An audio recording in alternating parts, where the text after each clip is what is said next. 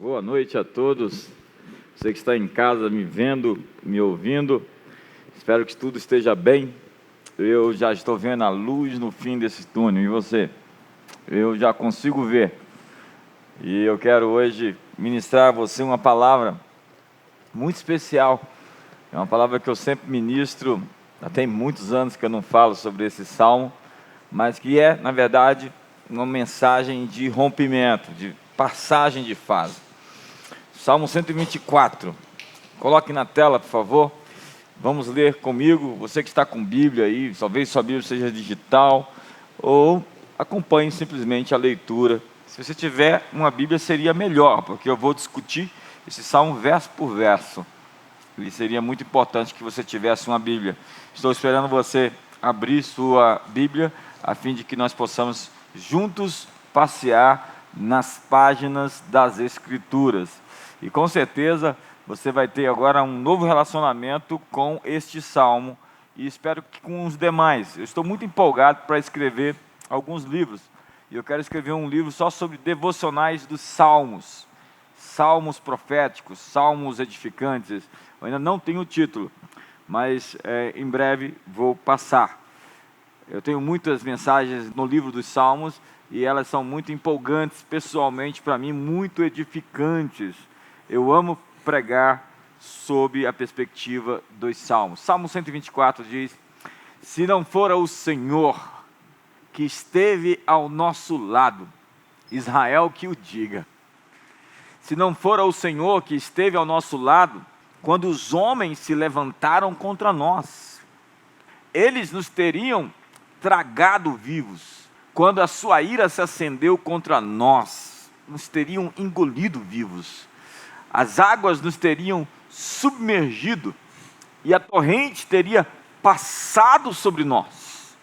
Sim, as águas impetuosas teriam passado sobre nós. Bendito seja o Senhor, que não nos entregou como presa aos dentes deles. Escapamos, quebrou-se o laço. Como um pássaro do laço do passarinheiro, o laço quebrou-se e nós escapamos, nos vimos livres. O nosso socorro está no nome do Senhor, que fez os céus e a terra. Queridos, esse é um salmo muito poderoso para mim. Eu tenho uma história no livro dos salmos. Em épocas de perigo, em épocas de aflição, o livro dos salmos sempre chamou minha atenção. Eu tenho diversos salmos favoritos, este é um deles.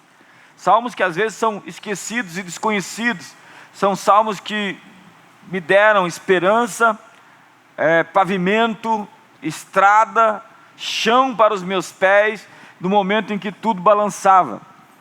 Eu já fiz campanha nos salmos, lendo 5 por dia em voz alta, em atitude de oração.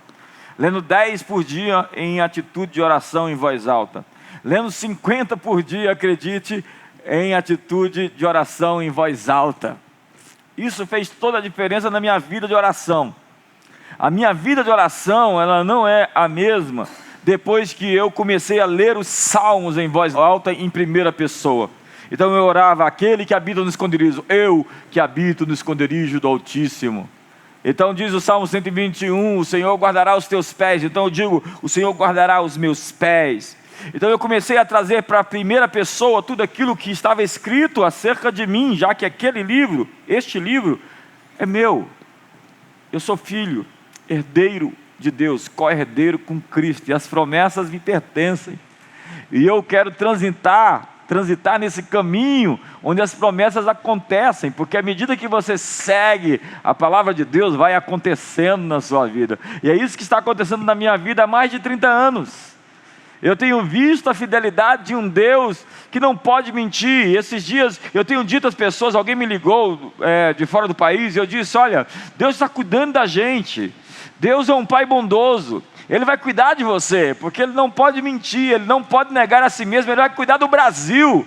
Ei, Brasil, a tua hora chegou. Você vai ser uma nação para o mundo que vai expressar a grandeza do Criador. Você vai ser chamada de bendita, de terra habitada. As pessoas vão querer vir morar nesse país. Vai ter um fluxo imigratório para essa nação. Muitos que foram embora vão querer voltar, porque essa terra é uma terra de esperança. Essa é uma terra de aliança. Essa é uma terra onde a mão do Todo-Poderoso vai confirmar as promessas que tem feito para a nossa terra, para a nossa nação, para o nosso país. Este salmo começa com uma declaração, a seguinte: se não fosse o Senhor, não fora o Senhor. Uma declaração de alívio, não fora o Senhor. Você pode dizer comigo aí na sua casa: não fora o Senhor.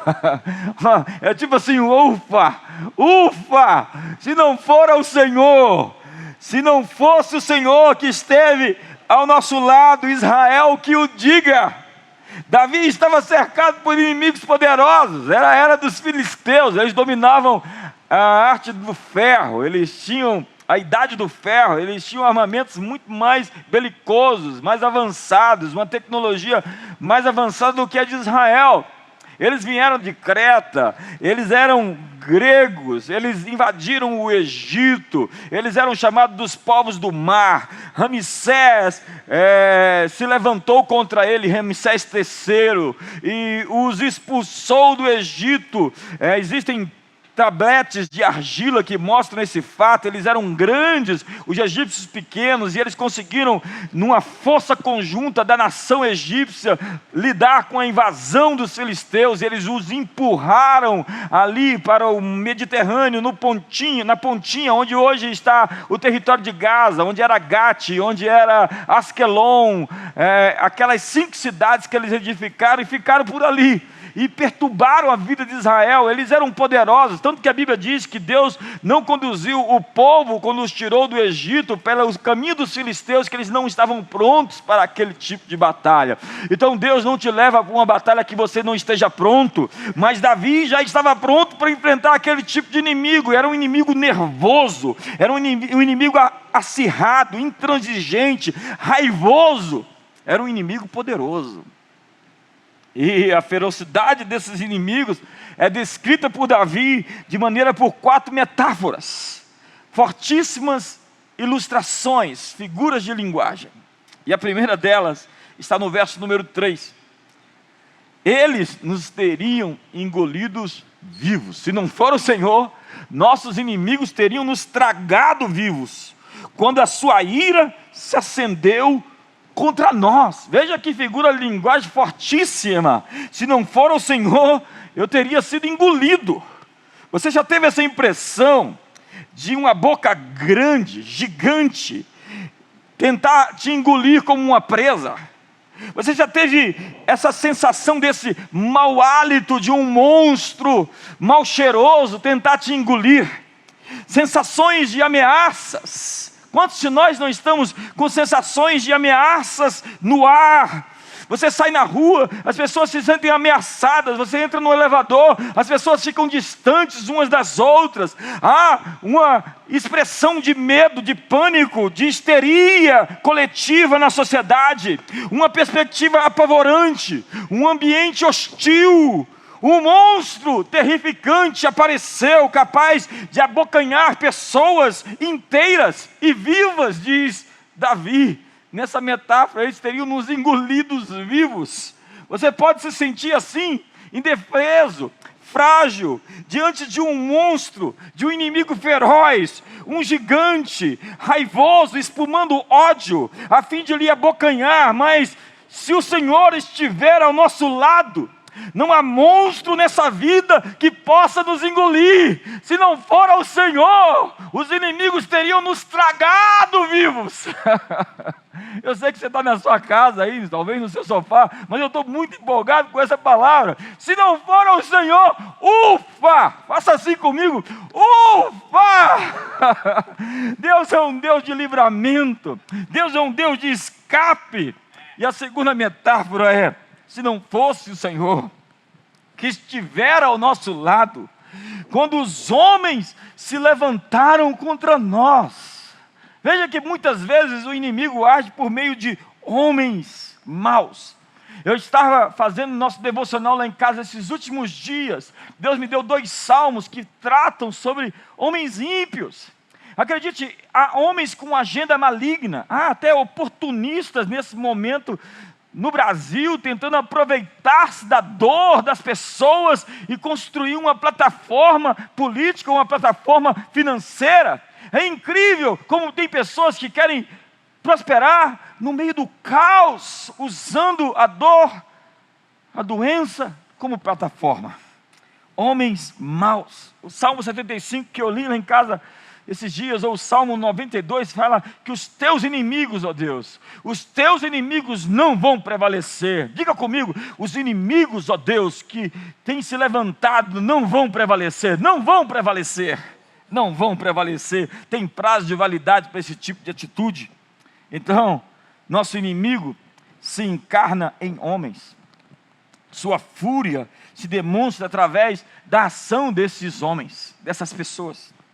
O filisteu, então, que quer nos abocanhar, o gigante, pode ser uma perseguição que você está sofrendo, pode ser um complô, pode ser uma traição, mas quando Deus está ao nosso lado, quando os homens se levantam contra nós, eles tropeçam e caem, eles cavam um buraco e caem naquele buraco. As tramas deles vão se tornar contra eles. A tentativa de construir uma forca contra Mordecai por Amã foi a própria forca onde Amã foi enforcado. Aquilo que está sendo tramado contra a sua vida agora, Deus está tornando em bem. Como disse José, como hoje o vedes. Deus está convertendo o mal em bem. Toda a estratégia que agora em tempo real está acontecendo contra a sua vida, Deus está enviando anjos agora para trabalhar por você. Deus está desbaratando exércitos. Deus está lutando as suas batalhas. Deus está entrando nesse negócio. Essa guerra não é somente sua, essa guerra é do Senhor. Do Senhor é a guerra, diz a palavra de Deus. Então Deus vai lutar as pelejas que são suas. Por quê? Porque você é a menina dos seus olhos. Você é o protegido, você é o guardado, você é o amado, você é o querido. Eu gosto tanto desse texto, em João capítulo 10, que diz: as minhas ovelhas eu as tenho nas minhas mãos. Quem? É tipo um desafio. Quem as tomará de mim? Então, a terceira metáfora está nos versos 4 e 5.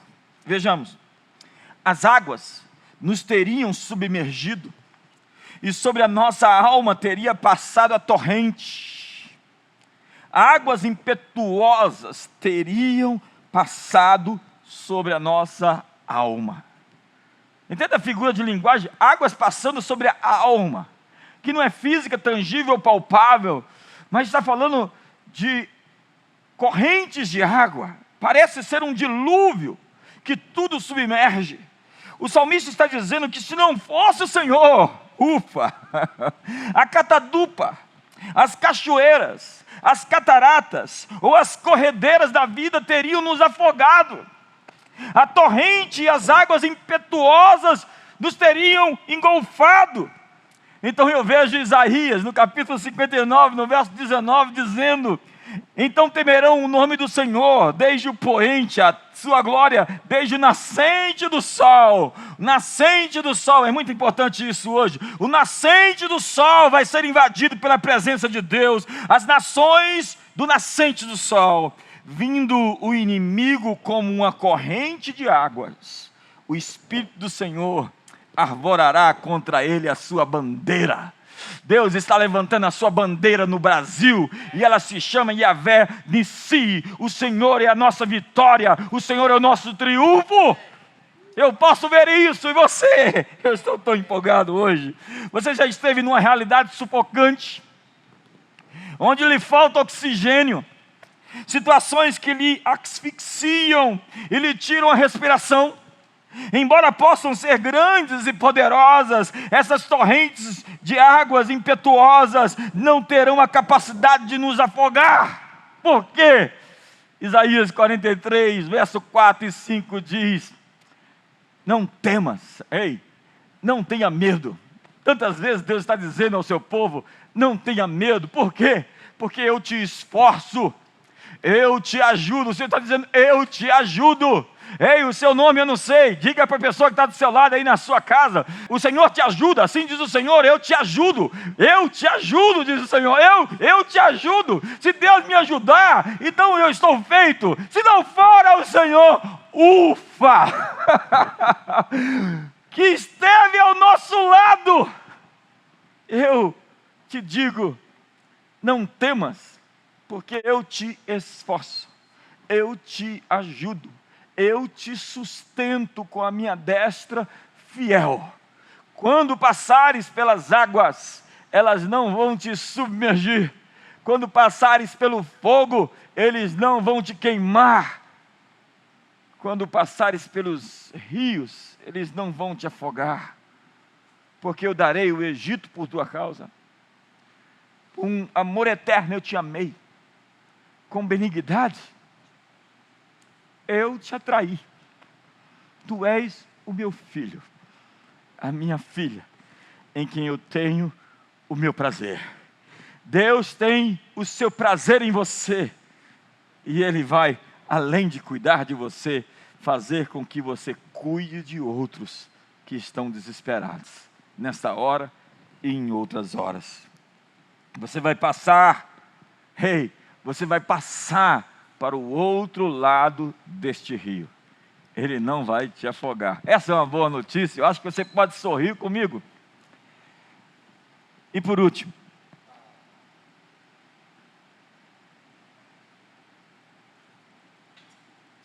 não é por último não, ainda tem mais. A metáfora é a seguinte, verso número 6. Bendito o Senhor que não nos deu por presa aos dentes deles. Uau! Deus não nos entregou como uma presa. Você não é uma presa, você é um predador.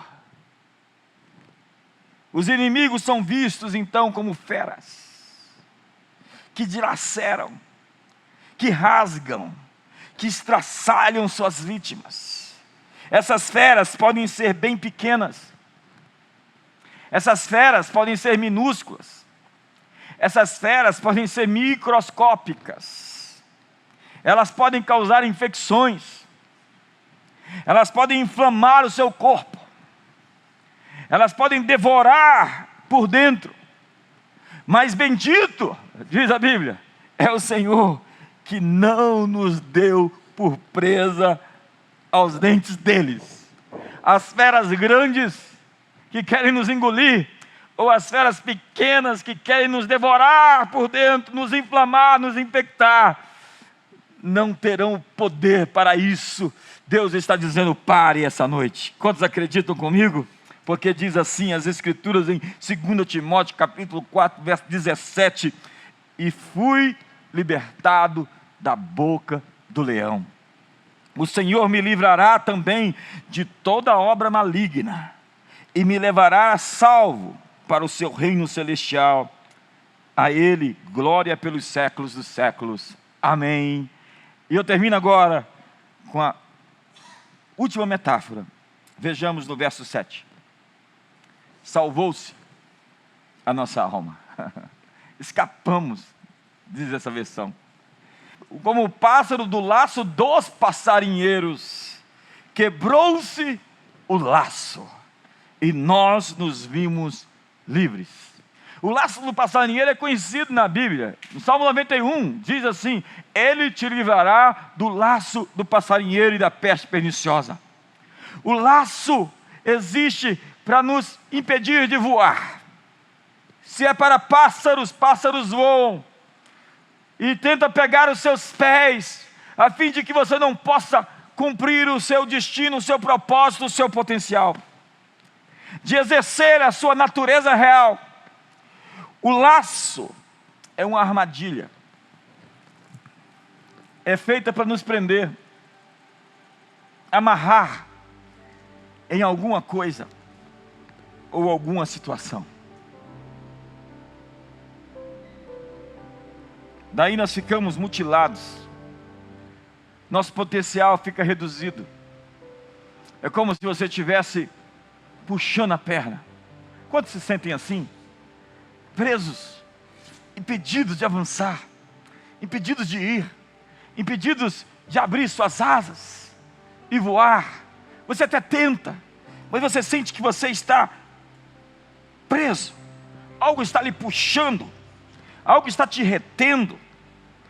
Pergunta: o que te prende essa noite? O que te amarra hoje?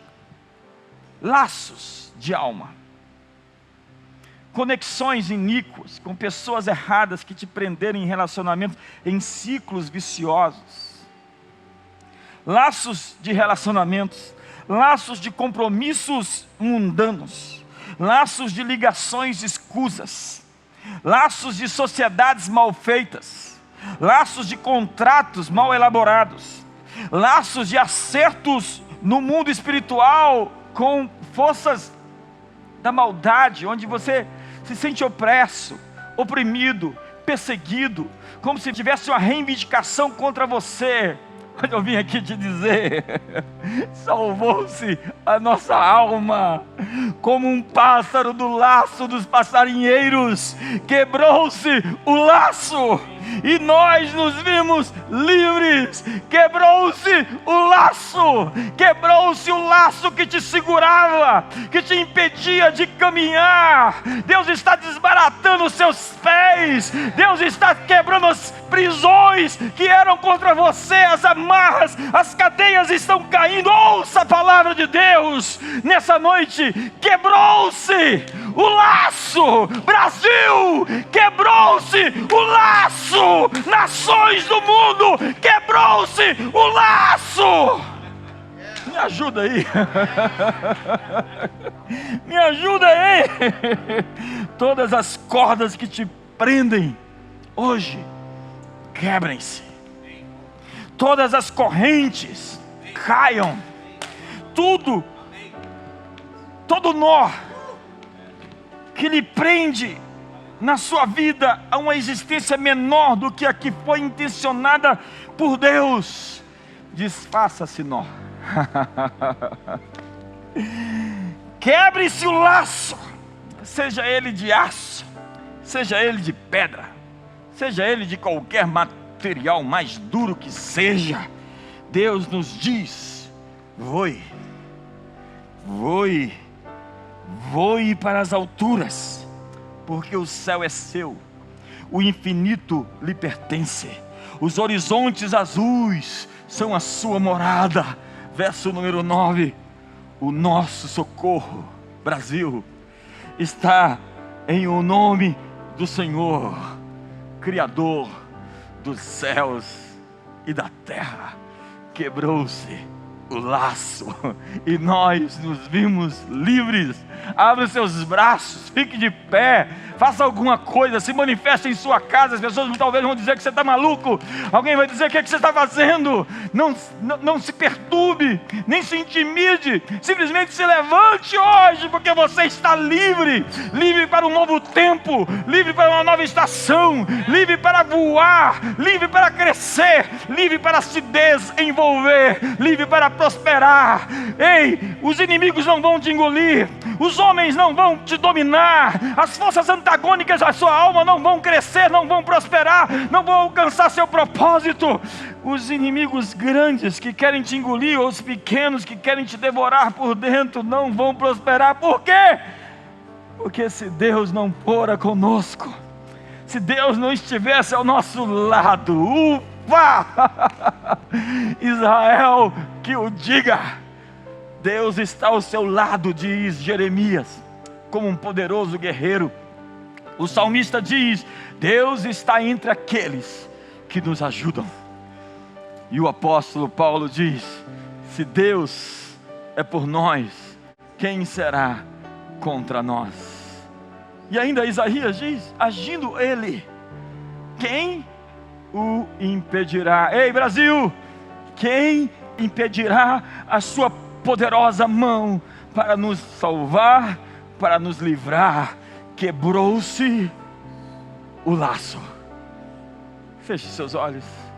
Pai das luzes, Pai da glória, Criador bendito e excelso, nós te adoramos. E nós cremos que essa é uma palavra rema, uma palavra para um tempo específico, uma palavra para uma situação específica, uma palavra para uma pessoa específica, para uma nação específica. Hoje nós liberamos e desatamos os nós que nos seguravam e estamos prestes a viver nosso melhor momento. Ouça-me, você está prestes a viver seu melhor momento. Mais uma vez, você vai viver seu melhor momento. Levante as suas mãos e o adore. Glorifique seu nome. Exalte a sua grandeza, a sua majestade. Ele é digno, exaltado, glorificado. Para sempre é quem sempre foi. Nunca mais esqueça desse salmo, porque ele marca um tempo novo na sua história. Ele marca um tempo novo na sua vida. Levante as suas mãos e adore a Deus. Quero abençoar a sua casa, quero abençoar seu trabalho, quero abençoar sua empresa, quero abençoar seus filhos, quero abençoar sua cidade, onde quer que você esteja nos assistindo. Quero abençoar a nossa nação.